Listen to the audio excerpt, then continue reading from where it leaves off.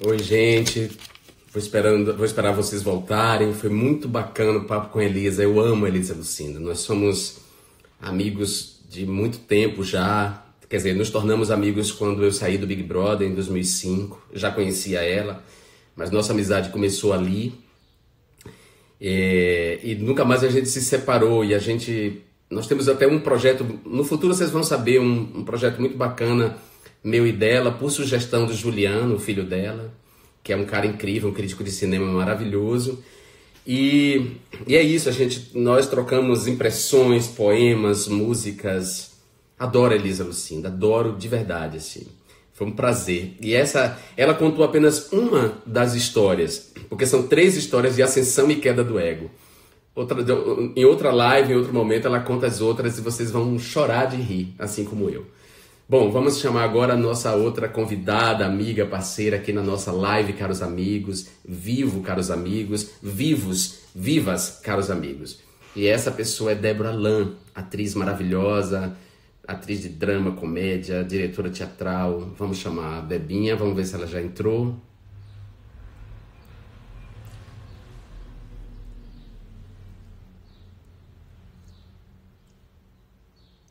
Aqui.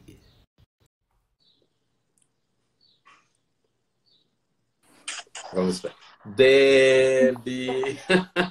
Ei, meu Você estava acompanhando? amigo! Claro que tava! Que delícia de papo! Lembrei tanto do primeiro chopp que a gente tomou juntos, nós 3, né? E a gente nunca mais se desgrudou nessa vida. Nunca mais, meu amor. Debbie, você tá tão linda, seu cabelo tá tão lindo. Que bacana, tô adorando isso. A quarentena tá lhe fazendo bem, né? Pelo jeito. Você acha, amigo? Que bom, porque, enfim, eu já perdi um pouco do fio de condutor, de qualquer tipo de imaginário sobre mim mesma, mas estamos aí, vivendo e Você entendendo, né? Não, você é. E eu começo já por aí, Debbie. Eu acho você super sensual. Você é uma mulher exuberante. Pô, você é muito talentosa. Isso não há dúvida. Você é uma das melhores atrizes da sua geração. Uma grande atriz. Já já falamos disso. Mas você também é uma mulher exuberante que sabe explorar a sua beleza. Você, na novela das 8, aqui, que foi interrompida por causa da quarentena, você faz a Miranda, uma personagem incrível, inclusive, com Milian Cortaz, que tem essa coisa da sedução. E eu te pergunto, você acha que mudou, assim, hoje você, uma pessoa como você, que está dentro dos cânones da beleza publicitária, ocupar esse lugar, né, explorar sua sensualidade, você acha que alguma coisa está mudando na teledramaturgia para caber pessoas como você, incríveis, lindas e exuberantes? Eu acho que alguma coisa tem que mudar. Eu acho que ainda não está mudando de fato, mas eu acho que a gente está começando a se conversar sobre isso, né? É, acho sim que o teatro ele é muito mais democrático e inclusivo nesse sentido, né? No teatro eu já fiz papéis muito mais distantes um do outro, né? Já fiz mocinha, já fiz criança, já fiz a vilã, já fiz, enfim, não personagem, já fiz, enfim, qualquer coisa. E na televisão eu sinto, no audiovisual em geral, eu sinto que a gente ainda tem muito que caminhar nesse sentido. Acho que sim, a gente está no início de uma conversa muito saudável sobre qualquer tipo de sufocamento, principalmente em relação à mulher, porque a gente sabe que é um pensamento patriarcal, que é um pensamento capitalista, a questão do padrão de beleza em relação ao feminino. Eu acho que sim, a gente está no início de uma conversa saudável, mas acho que a gente ainda está no início, Jean. Mas sinto que hoje a gente tem mais espaço para se falar sobre isso. Inclusive, é constrangedor ignorar e não se debater. Sim. Sim. Ô, Debbie, a primeira vez que eu te vi no teatro, que eu já conhecia seu trabalho do audiovisual, né? Mas a primeira vez que eu te vi no teatro foi na peça de Grace Passou. Para quem não conhece, Grace Passou é uma dramaturga maravilhosa, talvez a mais contundente, a mais profícua, profunda dramaturga do Brasil hoje. Grace Passou, mineira, mulher negra incrível, que fez um espetáculo também maravilhoso chamado Vaga Carne, que nós vimos no mesmo dia, inclusive, quando você me apresentou a ela. Eu te vi na peça que ela escreveu chamada Mata Teu Pai, direção de Inês Viana, sua companheira. Uma direção ousada da Inês, e é uma peça que trata em temas como xenofobia, racismo, machismo. É uma desconstrução de Medeia de Eurípides. Eurípides ou Sófocles? Eurípides, né? Eurípides. Uma desconstrução de Medeia, a transferência da problemática não para Medeia e sua paixão por Jasão, mas para Jasão e o patriarcado, né? Assim, é um passo adiante além do que Chico Buarque já havia dado em Gota d'Água, que também é uma releitura de Medeia. Queria que você me falasse um pouco como foi esse espetáculo para você, ser dirigida pela sua companheira, que é uma atriz maravilhosa e diretora também, fazer um espetáculo tão contundente como esse, com viés feministas tão claro, e como é que você desconstrói essas estruturas machistas, patriarcais em você mesma?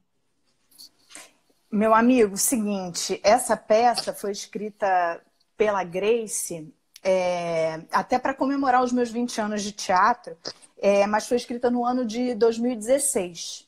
2016, a gente sabe qual foi esse ano, né, Jean? Você mais do que ninguém sabe que ano foi esse. Foi um ano que uma mulher foi tirada do poder sem nenhum crime de responsabilidade.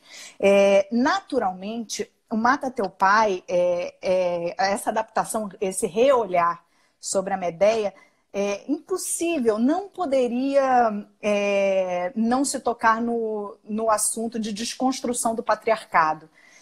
Naquele momento em que uma mulher foi tirada do poder e de uma forma até pouco contestada, eu acho, na minha opinião, que talvez com o avanço da curva feminista, que a gente sabe que não é a primeira, né? Talvez, eu acho que é a quarta, enfim, eu não sei exatamente, mas com o avanço da curva feminista, com o avanço do nosso debate sobre esse assunto, eu sinto exatamente que quando a gente estreou, as mulheres ainda não estavam com extrema compreensão do que estava sendo dito ali, e elas foram se inteirando sobre esse assunto ao longo da temporada. A peça ainda não parou, né? A peça não vai parar enquanto ela for atual. Espero que brevemente ela não seja. Espero que brevemente a gente já tenha que fazer outra peça e outra e outra e outra, né? Mas, enfim, o que eu penso muito sobre o Mata Teu Pai e o que ficou para mim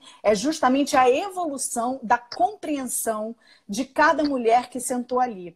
Você que viu o espetáculo chama Mata Teu Pai porque ele propõe ele propõe mesmo assim nitidamente uma desconstrução do patriarcado. Ele tira a Medeia só desse lugar dessa heroína romântica que está atrás de um cara, que ela quer esse cara, e recoloca tudo isso no lugar de uma Medeia refugiada, de uma Medeia mãe, de uma Medeia traída, mas de uma Medeia que não tem nenhum tipo de recalque em relação a outra mulher que o Jasão se relaciona. Mas, enfim, Mata Teu Pai, em algum momento eu dava uma arma a uma mulher sentada na plateia, né? Você que assistiu o espetáculo, você sabe disso. A Grace deixava isso como ponto alto, inclusive, do espetáculo.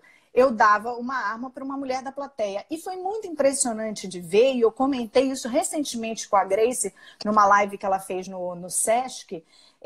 Foi impressionante de ver o quanto cada vez aquelas mulheres se apropriavam mais daquele instrumento de desconstrução do patriarcado. Cada vez mais elas pegavam firme na minha mão e apostavam naquela narrativa, sabe? De início eu sentia que as pessoas não entendiam muito bem exatamente o que estava sendo dito. Muitas mulheres já se recusaram em tocar naquela arma. E aquela arma, na verdade, é uma poética de desconstrução, né? Ninguém aqui é a favor de arma de fogo, nem nada disso. É de algo que uma arma como uma arma mesmo de diálogo, de desconstrução mesmo. Mata Teu Pai foi e ainda é algo que a gente precisa dizer, que precisa ser debatido, que ainda não se esgotou, Jean. E a Grace passou, acho que você devia convidar ela aqui, aquela que dá propostas de pauta. Acho que você devia convidar a Grace, por favor, para um Caros Amigos. Acho que seria lindo. Já está na minha lista. A Grace é muito importante porque, além dela ser essa dramaturga incrível, essa atriz maravilhosa, a Grace também é muito generosa. Ela fez a narração do meu vídeo de campanha, sabe? Assim, com muita generosidade, gravou lá na casa dela. Eu amo a Grace Passou. Depois que você me apresentou, eu achei incrível. Sobre essa questão da arma, eu me lembrei agora que é um debate, viu? Porque, por exemplo, Brecht, em Os Fuzis da Senhora Carrá, faz todo um debate sobre qual é o papel das armas na defesa da democracia, na defesa das liberdades, né? Porque o fascismo nos mata, o fascismo nos acua, o fascismo nos tira a liberdade, nos sufoca, nos envenena. E há um momento que não tem muita saída, né? Assim, Brecht coloca isso claramente lá nessa peça chamada Os Fuzis da Senhora Carrá. Mas, voltando a Mata Teu Pai, é uma peça que trata de xenofobia e racismo. Você é membro da comunidade judaica e nós sabemos quanto o racismo que a comunidade judaica enfrenta, que é o antissemitismo, produziu horrores ao longo da história, né? A Igreja Católica, por exemplo, matou muitos judeus e forçou muitos judeus à conversão ao cristianismo. Nós sabemos disso, muitos judeus foram submetidos a violências por causa da sua religiosidade. Dias Gomes tem uma peça maravilhosa chamada O Santo Inquérito sobre isso. Branca Dias, a personagem, é de origem judaica, né? Nós sabemos que o nazismo produziu um genocídio na Alemanha dos anos 30, 40. E o antissemitismo está sempre como um fantasma para retornar. É impressionante.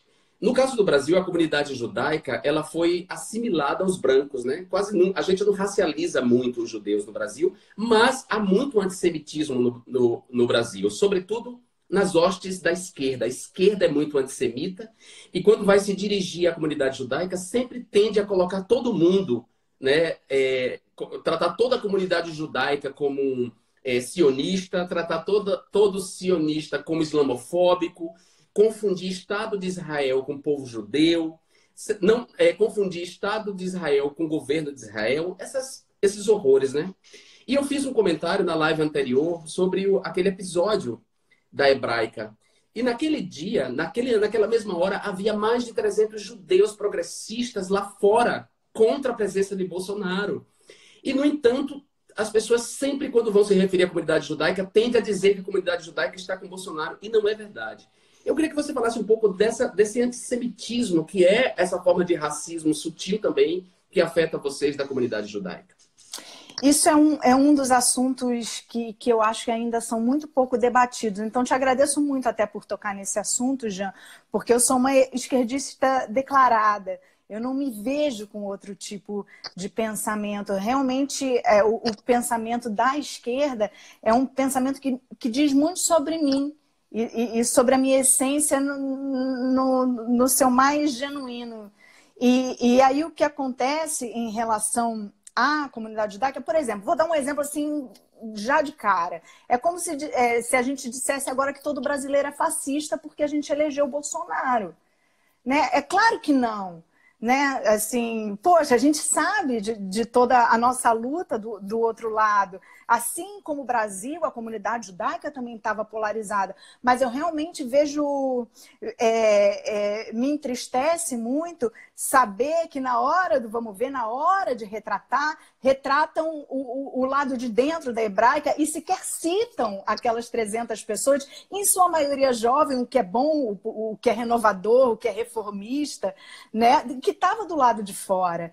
Então, isso é um pensamento que eu sou de esquerda, eu me declaro de esquerda, né? É um pensamento da oposição que eu acho que a gente ainda tem muito que se falar, porque assim, o que eu sei e o que eu acredito, e por isso eu sou uma mulher de esquerda, é que toda e qualquer forma de inclusão é válida, né? Toda e qualquer forma de discriminação não é. Então, por que a gente não pode, de jeito nenhum, ser racista, de jeito nenhum ser xenofóbico, de jeito nenhum ser qualquer tipo de coisa que exclua, mas a gente pode ser antissemita?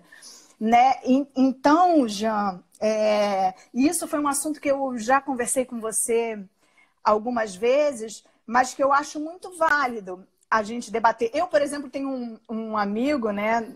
Não só um, porque tem o Padre Henrique Vieira, tem o Zé Barbosa, enfim, que são pastores e que são reformistas. Né? Existe, sim, essa parte da comunidade evangélica que nos desagrada, mas existe uma parte que não, que está lá, que também se considera, mas que tem um olhar reformista sobre tudo aquilo.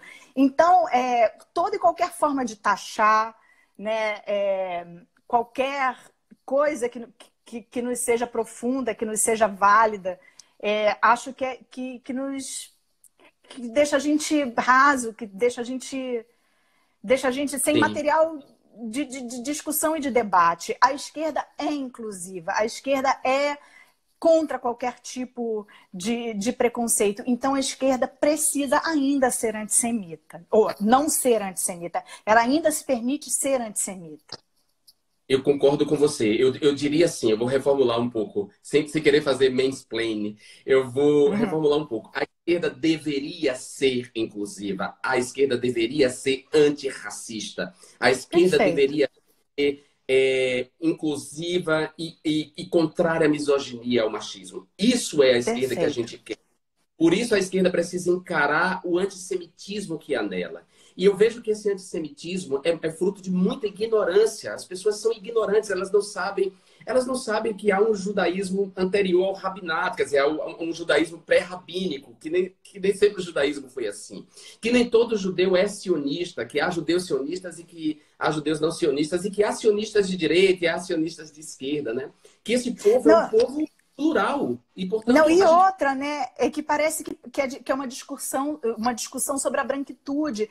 E o povo judeu, ele é semita. Assim como a gente não pode retratar Jesus como um homem branco, a gente não pode retratar o judeu como branco. Ele veio embranquecendo por conta da sobrevivência, né? Por conta dos exílios que foram necessários. E isso é mais outra coisa, né? Porque parece que a gente está falando sobre os brancos, né? E não. Exato. E assim, no Brasil aconteceu esse fenômeno dos judeus terem se assimilado, ou boa parte dos judeus terem se assimilado aos brancos. Mas nos Estados Unidos e na Europa, nos Estados Unidos também aconteceu um pouco, e o Philip Roth trata muito disso na literatura dele. Mas na Europa, os judeus são bastante racializados e há muito antissemitismo na Europa. A gente não pode esquecer desse fantasma. E a esquerda não tem o direito de ser antissemita. A gente pode, ao mesmo tempo, sim, defender o povo palestino, e há muitos judeus que defendem o povo palestino, não só judeus famosos como a Judith Butler, como os judeus anônimos, também defendem o povo palestino. A gente pode defender o povo palestino e defender também o povo judeu. A gente pode defender uma solução que seja para os dois povos, dois estados que se respeitem. Nós podemos ser contra o colonialismo sem ser antissemita, sabe? O antissemitismo é uma forma de racismo. Eu tenho pavor disso. E outra coisa também que é muito, muito legal, assim, a gente lembrar, você que esteve lá em Israel, né? A comunidade LGBTQI+, lá é imensa. Né? A quantidade de famílias formadas dentro desse formato que se chama de LGBT, né? Porque daqui a pouco tomara que um dia a gente não precise mais categorizar, né? Que seja tudo só seres humanos, mas por enquanto a gente categoriza. E assim, nossa, o tanto de gente, né? Tel Aviv é uma liberdade nesse sentido, né? Que é outra coisa que as pessoas ainda não sabem.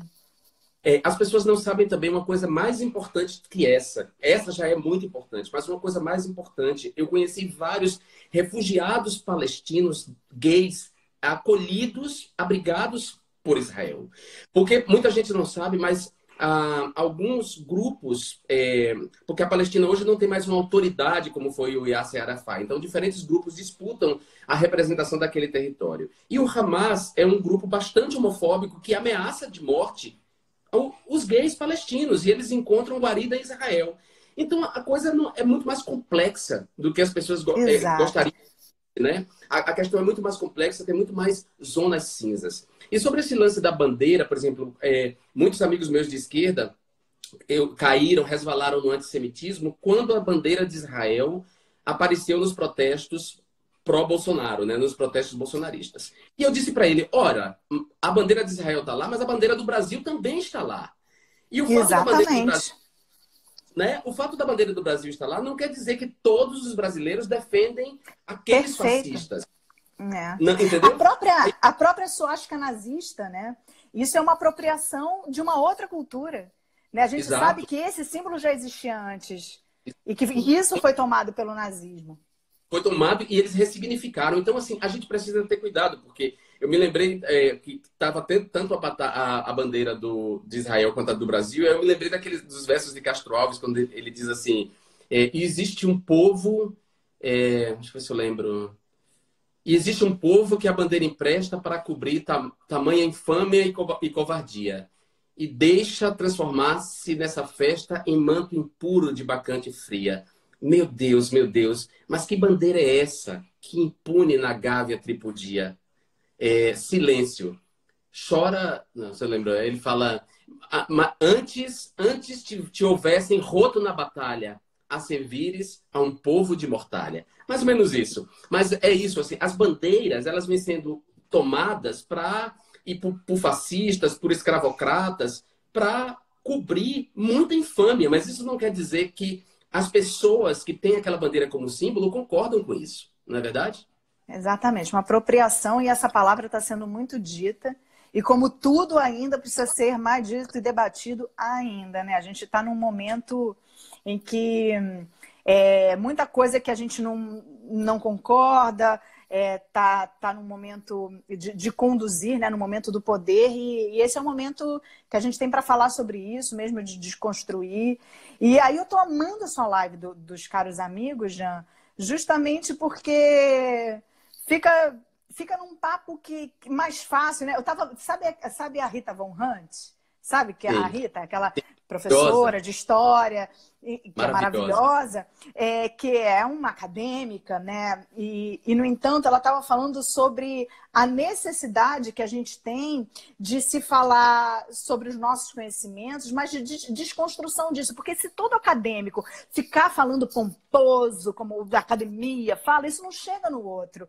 E agora é sobre chegar no outro. Então, eu acho que a sua live dos caros amigos tá trazendo para esse lugar, não te tirando porque você é um ser humano político, assim como eu sou também, apesar de não trabalhar com isso exatamente, né? Apesar de ser uma atriz, e eu sou um ser humano político, eu sou uma mulher política, mas é muito legal essa desconstrução do ser político, sabe? De chegar no outro e a gente falar sobre isso de forma fácil, entendeu, Jean?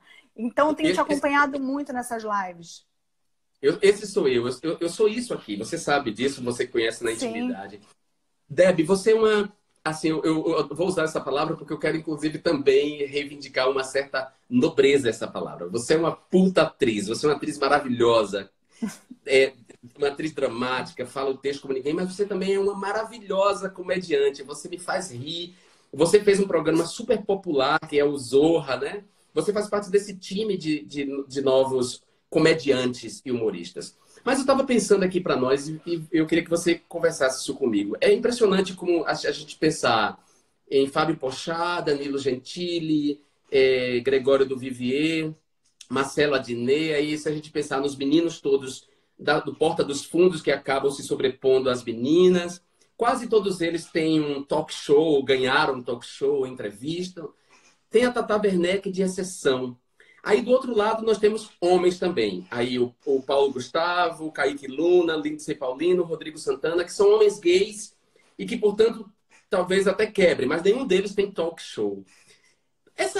Você acha que... Você não concorda que tem um pouco de machismo ainda nesse meio também? Uma dificuldade de ver mulheres como humoristas e ela poder fazer esse trânsito do humor para apresentar um talk show?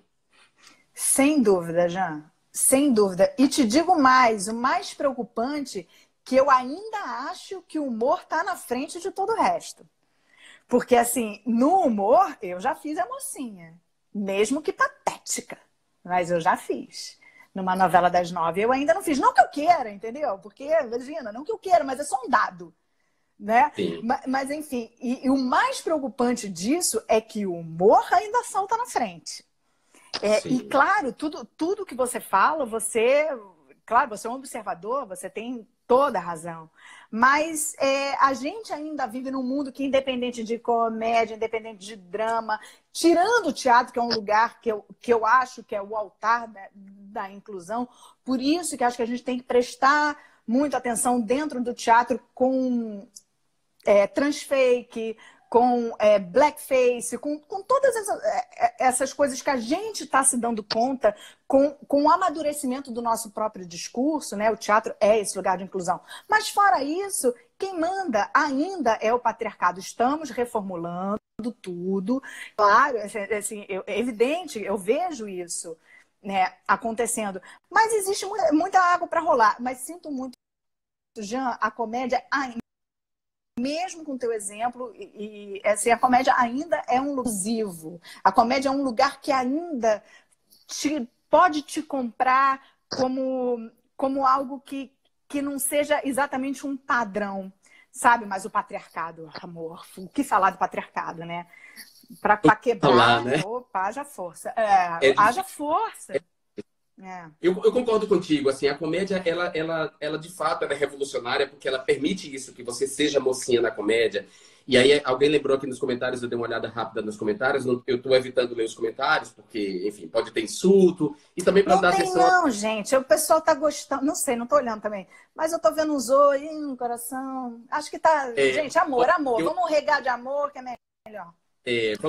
Vamos pensar em amor, mas quando eu passei o olho, alguém lembrou da Dani Calabresa. É verdade, tem nós somos amigos, eu e você somos amigos de roteiristas, de pessoas que escrevem humor, como a Tata Lopes, como a Renata Corrêa, que são excelentes roteiristas. Óbvio que a comédia abre muito mais espaço, a comédia tem muito mais corroído o patriarcado. Mas, óbvio, ainda os meninos ainda têm um destaque muito grande. É impressionante quando se pensa, por exemplo...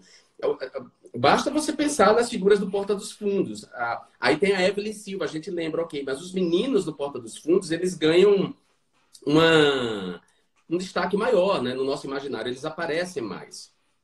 Eu acho que a Deb deu uma travada. Vou esperar ela voltar para ver se... Oi, você deu uma pequena travada. Voltou. Então eu estava falando que ainda que as meninas que a gente... Você ouviu, né? Então, os homens ainda têm esse destaque. Eu pensei nisso porque eu fui convidado pela produção do Papo de Segunda para fazer uma intervenção lá, né? Que é aquele programa da GNT, que tem o Fábio Porchat, tem o João Vicente, o Emicida, acho que são eles três, né? E o Francisco Bosco.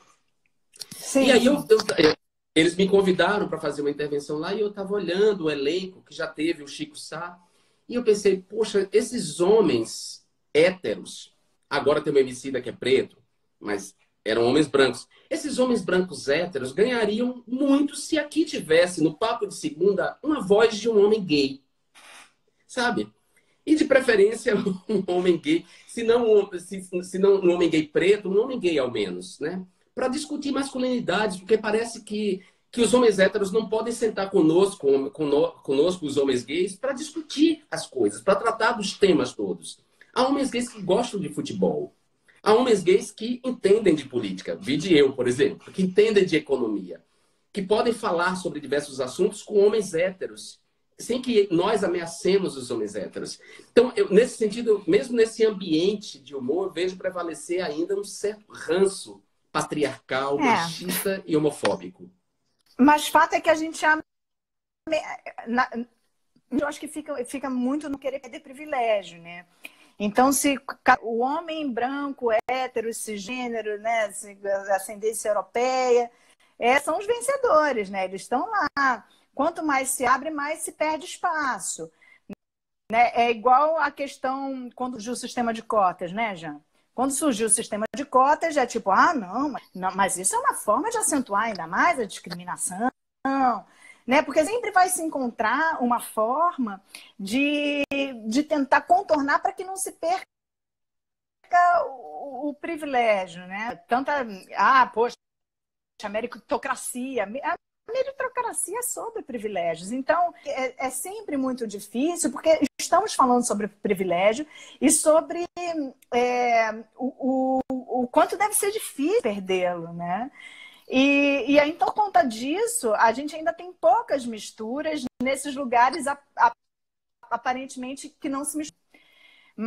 que precisam e é urgente se misturar, né? Eu acho que é urgente, eu acho que o programa ganha, os meninos ganhariam, nós ganharíamos com essa inclusão. Debbie, você prefere fazer comédia ou drama, ou é indiferente, ou você faz qualquer trabalho desde que seja bacana? Qualquer trabalho desde que seja bacana. Já recusei muita coisa por não acreditar no que estava sendo dito, por achar que reforçava qualquer tipo de preconceito. Já recusei muito texto gordofóbico, já recusei outras coisas e com outro tipo de olhar que não me agrada e que não tem a ver com o meu pensamento. Tive o privilégio de recusar, tá? Porque eu sei que isso também é um privilégio. Mas gosto de fazer tanto drama como comédia. Eu acho que a comédia é extremamente política, porque ela te pega do outro lado completamente desarmado. Você está lá, você está sendo entretido. E, de repente, você está sendo atravessado por um pensamento, você fala, caramba, é verdade! Porra, agora entendi, né? E ao mesmo tempo o drama para mim é psicanálise. Aquela coisa, nossa, eu lembro o adolescente horas chorando em frente a um espelho num quarto. Depois que eu descobri que eu também sou uma atriz dramática até trágica, gente, para quê? Canaliza, tá tudo canalizado ali, as minhas dores, os meus a minha profundidade. Então, a comédia política, a psicanálise, como não ouvir as duas coisas, né? Eu sou uma atriz cômica, eu sou uma atriz dramática, sou trágica, eu sou tudo, assim como a vida, que é temperada. Sim, eu tenho uma outra amiga atriz, que essa você não conhece, é baiana, chama Juscelene Santana, e ela fez assim os grandes clássicos, e também fez Nelson Rodrigues, fez As Lágrimas Amargas de Petra Von Kahn, e ela ficou um tempo mais dedicada à pesquisa, né? Pesquisa teatral. Ela tem um instituto, Martim Gonçalves, que guarda todo o acervo de Eros Martim Gonçalves, que é um grande realizador teatral, criou a escola de teatro da UFBA, enfim. E Juscelene disse que quando ela fica muito tempo sem estar no palco, ela começa a interpretar na fila do supermercado. Com você, assim, Exato. também, você... Cara, é porque existem sentimentos na gente muito primários, que se a gente não tiver muita sabedoria, a gente erra muito no caminhar, entendeu? A gente acaba jogando em cima de que a gente tem mais intimidade. Então, eu acho que o fato da gente canalizar o sentimento, independente de como for, se é na fila do supermercado, onde seja, é uma forma sábia de lidar com o outro. Entendeu? A não se levar a sério. Ao mesmo tempo se levando muito a sério. Né? Então, eu acho que é isso. A arte salva, uma das frases mais clichês e mais sábias que eu já ouvi na minha vida. Mas é isso, né? Salva, que salva, salva, né, Jean? A prova que salva é a pandemia de Covid, ou seja, a gente pôde abrir mão de várias coisas nas nossas vidas. Abrimos mão do carro, eu não tinha carro, mas quem tinha carro abriu mão do carro. As pessoas que tinham sapatos e bolsas tiveram que abrir mão disso. Você abriu mão das viagens, você abriu mão disso. Amo! A mulher queimando o sutiã e eu já era amor, nem lembro mais o que é sutiã. 4 meses, sei lá, 3. Exato, abrimos mão de muita coisa, só não abrimos mão dos nossos livros, da música, dos nossos filmes, de peças de teatro transmitidas em live, por exemplo, como Débora Olivieri, que fez Rosa, que é um texto lindo, maravilhoso. Enfim, a arte tem nos salvado. Na verdade, a arte é a razão, a grande razão de nós estarmos aqui. E a gente viu, naquele fatídico ano, o ano em que você encenou Mata Teu Pai, o ano em que Dilma foi derrubada, a gente viu a arte ser difamada, atacada, inclusive por canalhas que hoje estão se cacifando, né? Como, por exemplo, o MBL, Joyce Helsman, na rua. Todos esses fascistas atacaram duramente as artes, chegaram a interromper o patrocínio de uma exposição de arte que foi a Queer Museu, né? Então, você acha que a pandemia está promovendo um resgate dessa arte tão difamada, desses artistas tão atacados? Eu acho que ficou quase evidente ali o quanto que a gente precisa disso, né? Porque uma pandemia sem ler o livro, sem ouvir uma música, realmente... eu não sei como a gente passaria. E o que eu fico mais impressionada com todas essas pessoas que fizeram toda essa dramaturgia, contra a arte, contra os artistas, eles também tinham um discurso altamente a favor da economia, né, Jean? E a gente sabe que a arte parece que são 2,5% do PIB. Ou seja, nem a favor da economia eles são. Porque a arte gera, sei lá, 5 milhões de empregos, em média, mais ou menos. Você que trabalha com isso. Exatamente. E move mais ou menos uns 170 bilhões, que eu sei, porque eu já me interei sobre isso. Então, uma pessoa que se diz contra a arte agora e a favor da economia, de certa forma, ela está se contradizendo. Ela é burra. E uma das características do é a burrice. Inclusive, Revoltados Online, MBL, vem para a rua, na rua, esses grupos de extrema-direita fascistas, uma das características deles não é essa contradição, porque você ainda está sendo generosa em apontar a contradição de alguém que diz que é a favor do crescimento econômico, mas despreza a economia criativa. Você está sendo generosa. Eu diria que eles são burros mistificadores, porque você interromper com uma violência política, o patrocínio de um banco a uma exposição de arte que abrigava desde Cândido Portinari até Adriana Varejão, é muito grave. É muito grave. Você está certo, meu amigo. No Brasil. Você está certíssimo, meu amigo. É isso mesmo. Eu estou encontrando formas adocicadas de se falar sobre uma coisa que é porrada, né? Mas talvez seja a minha lua em Libra, mas você também tem. Eu tenho uma lua em Libra, mas eu sou mais porrada. Sabe? Eu sou mais porrada. Olha só, Debbie, eu sou mais porrada porque eu vi pessoas que eu respeito muito. Não vou falar nem de mim, dos ataques a mim. Eu vou falar de pessoas que eu respeito muito, que colaboraram muito para a cultura desse país, como Fernanda Montenegro, ser insultada, por exemplo. Eu vi aquele cara aquele Roger, que é vocalista daquela banda dos anos 80. O Traje a Rigor. O Traje a Rigor. Atacar a Adriana Varejão com um insulto impublicável. Eu vi as pessoas entrarem num transe fascista de ódio, atacando os artistas, chamando os artistas de vagabundos, acusando os artistas de mamarem nas tetas do governo. As pessoas não entendiam o que era a Lei Rouanet. E essas pessoas hoje estão no Congresso Nacional, elas foram eleitas com base na mentira. E essas pessoas agora estão se cacifando, depois de todo o horror que elas fizeram, elas estão pulando como ratos o navio do bolsonarismo, elas estão saindo do navio do bolsonarismo como ratos, mas elas fizeram parte o tempo inteiro. Então, mesmo minha lua em Libra, minha amiga, não me permite tratar essa gente com respeito. Claro, você tem toda a razão. Você tem toda a razão, na verdade, né? Quando eu tento buscar palavras um pouco mais mansas, seja também, talvez uma estratégia adequada de se chegar em alguém. Mas, enfim, esse governo, esse momento que a gente está vivendo, foram várias falsas dramaturgias, né? Você está fazendo uma tese sobre fake news, né? A dramaturgia antipetista, a dramaturgia anti os artistas, né? A partir do momento que aquele homem, que hoje enfim, olho para trás e penso, caralho, meu amigo é um herói. Bom, eu te admiro tanto. Aquele homem que você felizmente cuspiu e eu te aplaudo. Quando ele saiu dali homenageando um ditador e não foi preso, acho que a gente arrumou um problemão. Porque assim, o que pode ser mais do que isso, né? Se aquilo ali não foi motivo, o que seria? Né, já? E a partir daí veio toda essa avalanche de mentiras, toda essa avalanche na verdade, de desamparo. Porque eu acho que mesmo quem votou, né, a grande parte de quem votou, agora também está se dando conta. Sim, felizmente tem muita gente se dando conta. Felizmente a imprensa também mudou a chave, porque a imprensa negligenciou por muito tempo essa violência política, esse horror político, né? O Brasil vive dois horrores. O horror econômico e o horror político. E os dois estão intimamente ligados, né? Estão imbricados ali.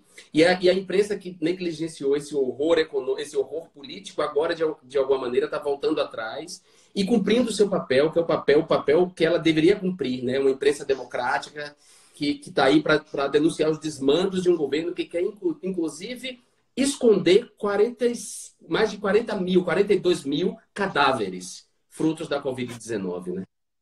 Então, que bom que a É empresa impossível. tá retomando isso. Que Minha bom, amiga, um mas pouco tarde, mas tá. é um pouco tarde, mas tá antes tarde do que nunca. Olha, eu É. tive em Paris com o Inês, a gente fez parte de um espetáculo de leitura das cartas ao Lula, das cartas do povo brasileiro ao Lula quando ele estava na prisão. Foi a iniciativa do Tomás, que é um ator francês, e convidou Thomas grandes artistas. Quilhardet, diretor maravilhoso. Isso, maravilhoso, Tomás Quilhardet, que convidou artistas incríveis, entre eles a Maria de Medeiros e a Inês Viana, e me convidou para ler a minha carta, a carta que eu escrevi para o Lula. E foi uma honra estar ao lado da Inês, que eu admiro muito, assim, acho ela maravilhosa. Eu queria um pouco que você falasse como é isso, assim, como é que manter uma relação artística e ao mesmo tempo amorosa, afetiva, com uma pessoa, assim, se em algum momento isso entra em conflito, se vocês, na direção de Mata Teu Pai, ela sugeriu, por exemplo, aquele coro de mulheres incríveis que eram senhoras, né, de que ela dava aula de teatro. Se há conflitos nesse sentido, eu falo um pouco disso, que eu acho tão bacana. Ah, Jan, a Inês é minha companheira, tem 10 anos. A gente se conheceu na primeira peça que ela dirigiu profissionalmente. Eu era atriz dessa peça e a partir daí a gente está há 10 anos construindo nossa história. Eu acho que o que me aproximou dela justamente é o que a gente pensa em comum, toda a nossa visão de mundo que se ampara, né? E acho que é isso. Eu tenho ela aqui, né, do meu lado, e acho que e ela me tem, enfim.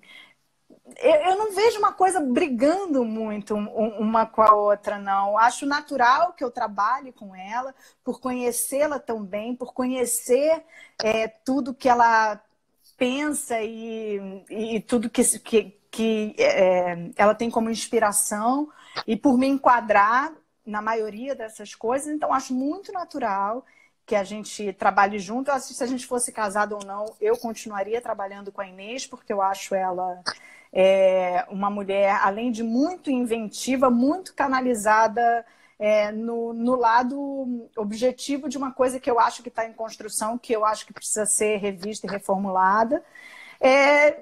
Enfim, estamos aí, né?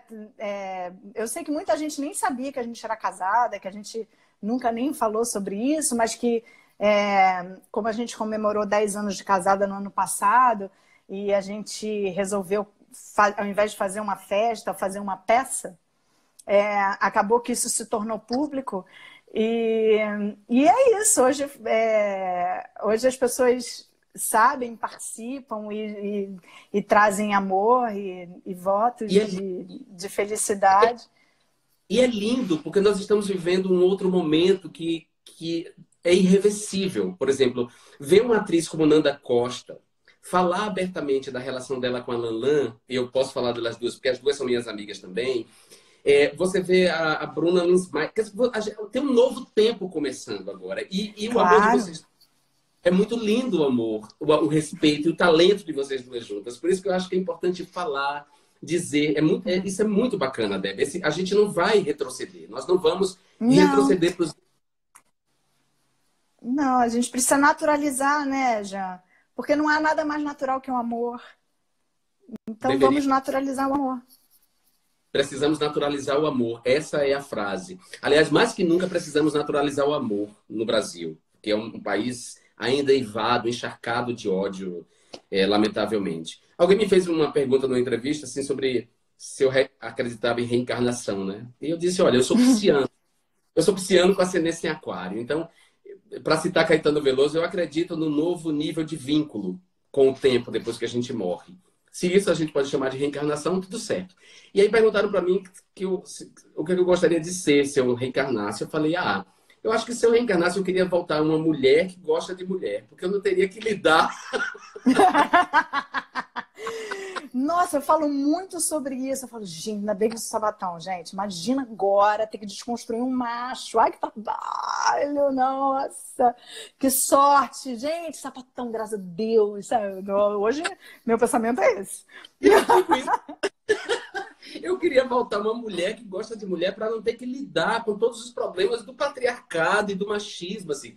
Eu gosto de homem, mas, poxa, tem homens que são tão terríveis, assim, que mesmo homens gays, assim, que você encontra que são tão misóginos e que são machistas, e isso é tão cansativo, sabe? Você ter que lidar com isso às vezes, que eu digo assim, não, se houver uma reencarnação, eu queria voltar assim, uma mulher que É gosta muito de... difícil lidar com gente que não quer perder privilégio, né? É muito difícil, de forma geral.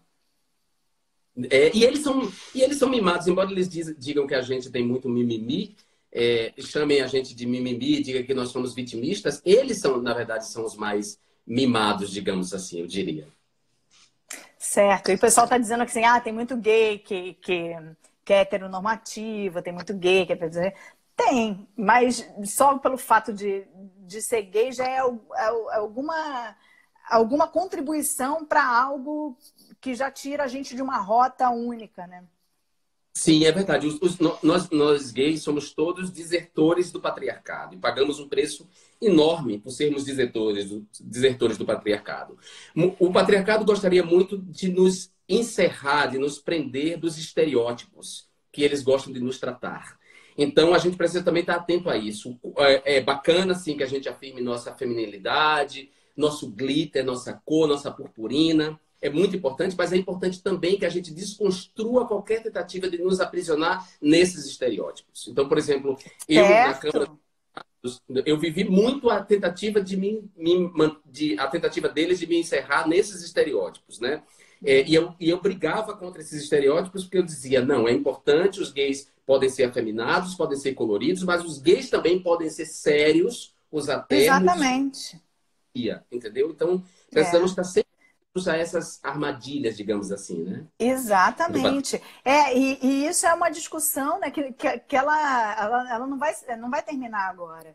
Então, claro, né, primeiro você precisa se assumir, se assumir, não gosto dessa palavra, parece que você está fazendo alguma coisa errada. Você precisa evidenciar que você é aquilo, e aí depois você vai tirando aquilo de qualquer tipo de estereótipo. É um caminho longo, né, Jean? Mas que eu acho impossível de se voltar atrás. Talvez o fascismo seja um doente terminal, sabe, aquele que tem uma leve melhora antes de morrer, né, para tentar calar. A gente está numa curva ascendente que é impossível de se calar.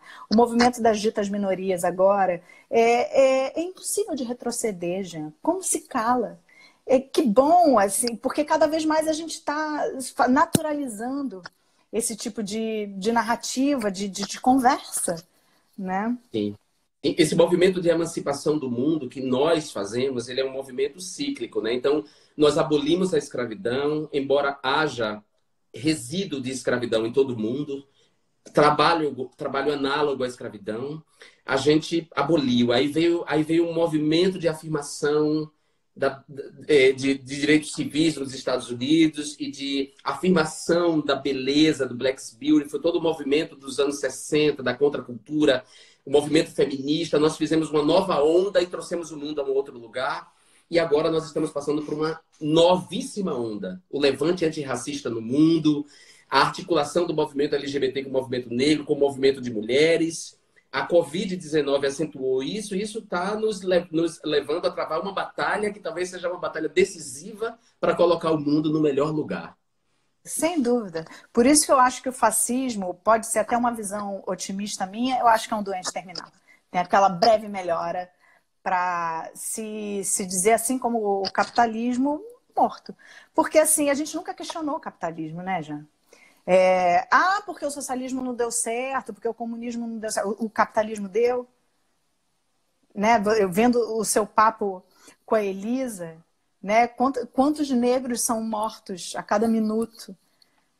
Sim. Assim, o capitalismo é algo que deu certo? Também não deu. Então, a gente está num momento de plena reformulação de como continuar, né? E acho que realmente os movimentos das ditas minorias, são algo que não há de não vai se frear. É impossível.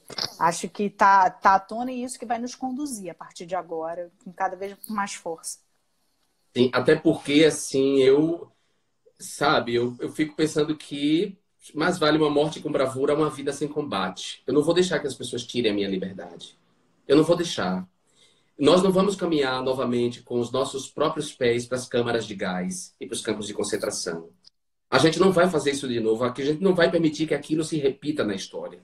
A gente vai lutar. A gente vai lutar, Deb. E com isso Com eu quero te certeza, agradecer amigo. muito, minha amiga, por essa conversa. Estou com muita saudade de você, muita saudade de Inês. Queria te abraçar Meu demorado amor, eu te mesmo. amo.